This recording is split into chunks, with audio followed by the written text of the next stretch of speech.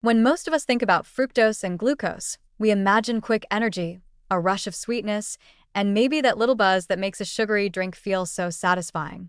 They're like the flashy duo that bursts into a room with music playing, bright lights shining, and instant excitement.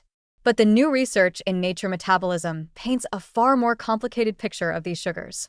Instead of just being energetic guests, fructose and glucose turn out to be something like drivers giving cancer cells a lift, helping them set off on a dangerous road trip across the body.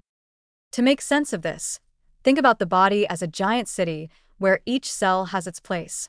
Cancer cells are the reckless troublemakers who want to cause chaos beyond their neighborhood. Normally, it's not so easy for them to leave their block. They need fuel, a map, and a getaway car. This study shows that fructose and glucose provide exactly that.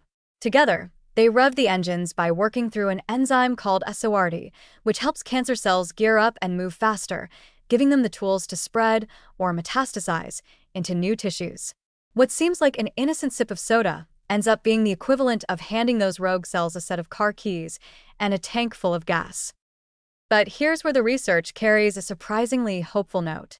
By understanding this road trip dynamic in such detail, scientists now know more than ever about where cancer cells get their momentum.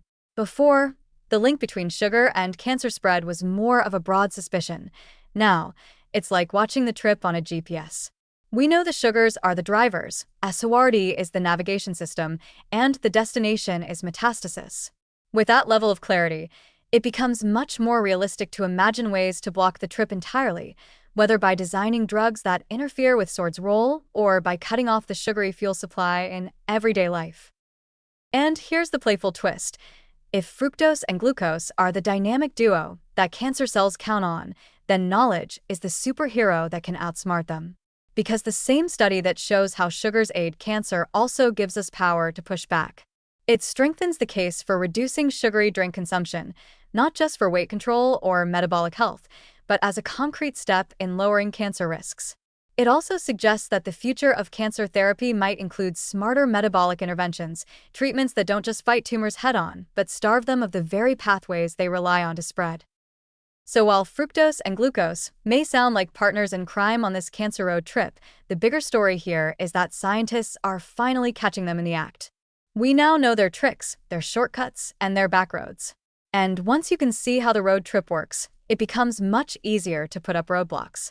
That means a future where these sugars lose their dangerous edge and go back to being what they were meant to be: simple, everyday molecules, not chauffeurs for cancer's unwanted journey.